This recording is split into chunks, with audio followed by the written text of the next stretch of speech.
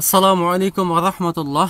ইসলামী বিশ্ববিদ্যালয় কুষ্টিয়া ধর্মতত্ত্ব অনুষদ অর্থাৎ ইউনিটের সার্কুলার প্রকাশিত হয়েছে গত 15 তারিখ। তো আবেদনের সময়সীমা হচ্ছে 16/3/2025 থেকে 28/3/2025 পর্যন্ত। এখন যাদের আবেদন করতে সমস্যা হচ্ছে বা আবেদন করতে পারতেছ না ভাই কিভাবে আবেদন করতে হবে, তো তোমাদের জন্য আমি আজকের এই ভিডিওতে পুরোটুকু কথা বলবো ইনশাআল্লাহ। তোমরা যদি এই ভিডিওটি দেখো তোমাদের আবেদন নিয়ে কোনো প্রকার সমস্যা থাকবে না ইনশাআল্লাহ। ঠিক আছে, দেখতে পাচ্ছ আমাদের এই আবেদনের এই সিস্টেমটি।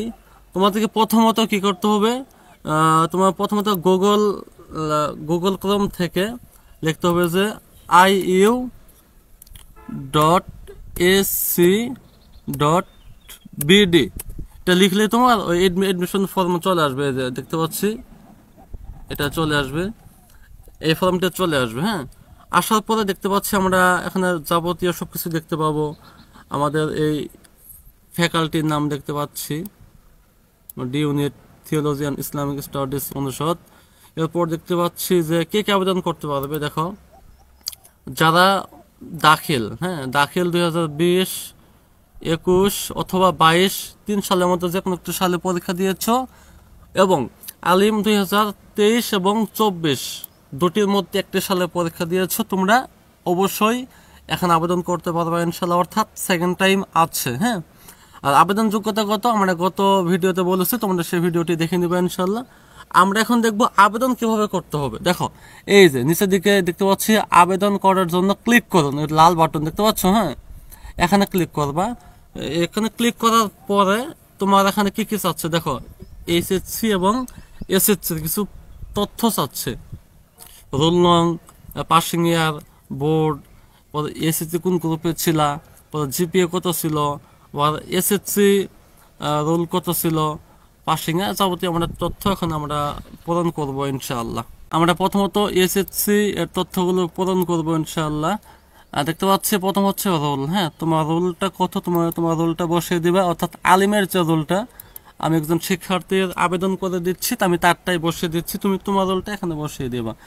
তারপর তোমার পাসিং ইয়ার, অর্থাৎ তুমি আলিম কত সনে পাস করেছো। যদি তুমি সেকেন্ড টাইমার হও তুমি 2023 দিবা, আর যদি তুমি ফার্স্ট টাইমার হও তুমি 2024 দিবা। এখন যেহেতু আমি সেকেন্ড টাইমারের আবেদন করতেছি, আমি তারটাই 2023 দিয়ে দিচ্ছি। তারপর বোর্ড কি, যারা কলেজ থেকে বিভিন্ন বোর্ডে পরীক্ষা দিয়েছো এসএসসি, তোমরা বিভিন্ন বোর্ড দিবা, তবে আমি এই ছেলেটার মাদ্রাসাটা দিচ্ছি কারণ সে মাদ্রাসা থেকে পরীক্ষা দিয়েছে। এরপর দেখো কি এসএসসি গ্রুপ, তুমি কোন বিভাগে ছিলা, তুমি সায়েন্স, আর্টস, কমার্স সবই দিতে পারবা, যাই যে বিভাগে। আমি দিচ্ছি হিউম্যানিটিস বা আদার্স। এরপর জিপিএ, তোমার জিপিএ কত ছিল, তার জিপিএ ছিল 4.43। হ্যাঁ, 4.43। আচ্ছা, আমাদের মোটামুটি এসএসসি এর তথ্যগুলো পূরণ শেষ আলহামদুলিল্লাহ। আমরা এখন এসএসসি দেখবো, অর্থাৎ দাখিল। প্রথমে দেখবো রোল নং, যেমন তার রোলটা বসিয়ে দিলাম। এরপর পাসিং এর হচ্ছে, যেহেতু এটা 23 ছিল এটা 21 হবে। এরপর হচ্ছে বোর্ড, ওই সেম মাদ্রাসা হবে। আর জিপিএ 4.19। এই হচ্ছে মোটামুটি তার বেসিক তথ্য দেখতে পেলাম আমরা। এখন দেব অ্যাপ্লিক্যান্ট নেম, তার নামটা কি ছিল, তার নাম হচ্ছে আদম সফিউল্লাহ। ওকে, আমরা মোটামুটি আমাদের তথ্যগুলো আরেকবার একটু যাচাই করে নেব যে আসলে ঠিক আছে কিনা। রোল, পাসিং ইয়ার 23, 21, ওকে ওকে ঠিক আছে, 200, 112। আমরা এখন দেখবো এই যে নেক্সট বাটন দেখতে পাচ্ছ, নেক্সট বাটনে ক্লিক করবো ইনশাআল্লাহ। এখন হচ্ছে দেখো আমরা সব তথ্য দেখতে পাচ্ছি, আমাদের এসএসসি রোল, বোর্ড, পাসিং ইয়ার, জিপিএ সবকিছু দেখতে পাচ্ছি। এখন দেখতে পাচ্ছ যে মোবাইল নাম্বার দিতে হবে। হ্যাঁ, মোবাইল নাম্বার 11 সংখ্যার একটি মোবাইল নাম্বার আমাদেরকে দিতে হবে। এখানে কোথায়, এই যে এখানে দিতে হবে। আমি একটা নাম্বার দিয়ে দিচ্ছি। ওকে, আমরা একটি নাম্বার দিলাম। এখন হচ্ছে এই নেক্সট বাটন ক্লিক করলে কি ওই নাম্বার একটি ওটিপি কোড যাবে, একটা আমরা ক্লিক করলাম, এই দেখতে পাচ্ছি একটা ওটিপি কোড। অবশ্যই এই কোডটা 3 মিনিটের মধ্যে কি আমাদের ফিল আপ করতে হবে। আচ্ছা, আমরা ওটিপি কোডটা পেয়ে গেছি আলহামদুলিল্লাহ। 188506 188506 এই ওটিপি কোডটা আমরা পাইলাম আলহামদুলিল্লাহ। আমরা এখন সামনের দিকে আগাবো। এই যে আমরা এখন দেখতে পাচ্ছি তার পরিপূর্ণ তথ্য, অ্যাপ্লিকেন্ট আইডি। আচ্ছা, আমরা এখন দেখবো যে তার সকল তথ্য ঠিক আছে কিনা। তার ফোন নাম্বার ঠিক আছে, সব ঠিক আছে আলহামদুলিল্লাহ। তার মাদার্স নেম, তার মায়ের নাম লিখতে হবে এখন। আচ্ছা, আমরা ধারাবাহিকভাবে বাবার নাম এবং মায়ের নাম দিয়ে দিলাম। আর এক কথা শেষ সাথে হচ্ছে আমরা দেখতে পাচ্ছি এই পর্যন্ত আবেদন করেছে টোটাল শেষ তিন ডিজিট 909 জন। মাশাআল্লাহ, অনেক আবেদন হয়েছে, 909 জন। আচ্ছা, আমরা এখন একটু সামনের দিকে আগাবো। আচ্ছা, আমরা দাখিলের রেজিস্ট্রেশন লিখে দিলাম, শেষে আমরা সেম এটাই কপি করে পেস্ট করে দেবো ইনশাআল্লাহ। এখানে হয়ে গেল। আমরা এখন একটু সামনের দিকে আগাবো ইনশাআল্লাহ। আমাদের কিন্তু টাকা পেড করা বাকি আছে। এখন আমাদেরকে এই যে দেখতে পাচ্ছ পেমেন্ট অপশন, এই পেমেন্ট অপশনে গেলে আমরা টাকা দেওয়ার অপশন খুঁজে পাবো ইনশাআল্লাহ। দেখতে পাচ্ছি আমরা যে কোনো অপশন, বিকাশ, নগদ টাকা পেমেন্ট করতে পারবো। এখন কারো যদি কোনো প্রকার সমস্যা হয়, পেমেন্ট করতে সমস্যা হলে দেখতে পাচ্ছ এই কমপ্লেন বক্সে সাবমিট করুন। কোনো সমস্যা হলে অবশ্যই এখানে কমপ্লেন করতে পারবো। আমরা একটু বিকাশে পেমেন্ট করবো ইনশাআল্লাহ।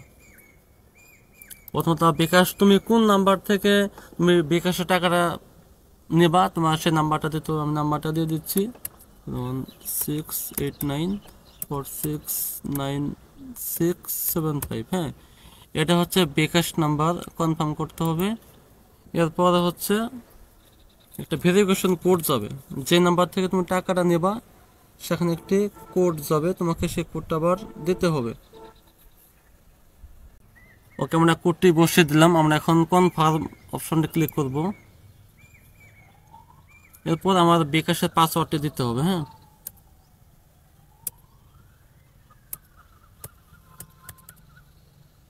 ওকে, আমি এখন কনফার্ম দিয়ে দেবো ইনশাআল্লাহ। এর ভেরিফিকেশন সাকসেসফুল। আমার মোটামুটি কাজ এখন শেষ। আমরা এখন দেখি আগের অপশনে যাই। এই যে আগে কিন্তু তোমার পেমেন্ট স্ট্যাটাস কিন্তু তোমার আনপেড ছিল, এখন কিন্তু পেড হয়ে গেল আলহামদুলিল্লাহ। আমাদের কাজ এখানে মোটামুটি শেষ। আমরা টাকা পেড করলাম, তবে একটা কাজ এখনো বাকি আছে। তোমরা চাইলে এটি আগেও করতে পারতা বা পরেও করতে পারো, সমস্যা নেই। আচ্ছা, আমাদের এখন আর একটি কাজ বাকি আছে, আমাদেরকে পিকচার আপলোড করতে হবে ইনশাআল্লাহ।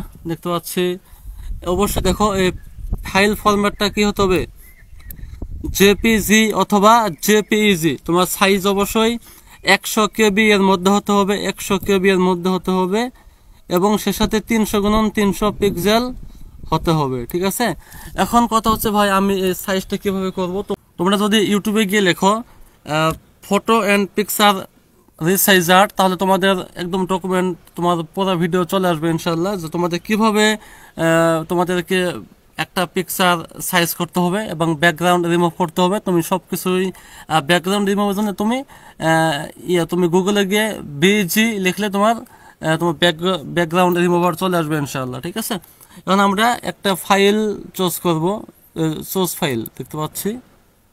আমরা দেখি কোথায় ছবিটি রেখেছিলাম, এই যে ডাউনলোড অপশনে আমি ছবিটা নিয়ে নিলাম। এই দেখেন ছবিটা এখানে বসে গেছে আলহামদুলিল্লাহ। আমরা এখন কি আপলোড দিয়ে দিলাম, দেখতে পাচ্ছি আমাদের ছবিটি চলে আসলো আলহামদুলিল্লাহ, সাকসেসফুলি আপডেট। এখন দেখতে পাচ্ছি আমাদের পরিপূর্ণ। আর একটু সামনে আগাবো, নেক্সট বাটন ক্লিক করলে এখন দেখতে পাচ্ছ যে এসিকে স্লিপ ডাউনলোড। আমরা এখন এই স্লিপটা অবশ্যই কি ডাউনলোড করে রাখবো, নয়তো বা পরবর্তীতে কি আমাদের এই যে এই ট্রানজাকশন আইডি আমাদের এটা লাগবে। হ্যাঁ, লাগবে কখন, যখন আমরা এটি অ্যাডমিট কার্ড ডাউনলোড করব। আমরা সেহেতু এটা সেভ অথবা প্রিন্ট দুটোই করতে পারবো। আমরা যে কোনো একটা ফাইলে সেভ করে রাখি, সেভ করলাম, অথবা এটা আমরা প্রিন্ট করতেও পারবো। এটা প্রিন্ট করে রাখলাম, আমাদের ডাউনলোড ফাইলে রেখে দিচ্ছি। যখন একটা নাম দিচ্ছি কি স্লিপ,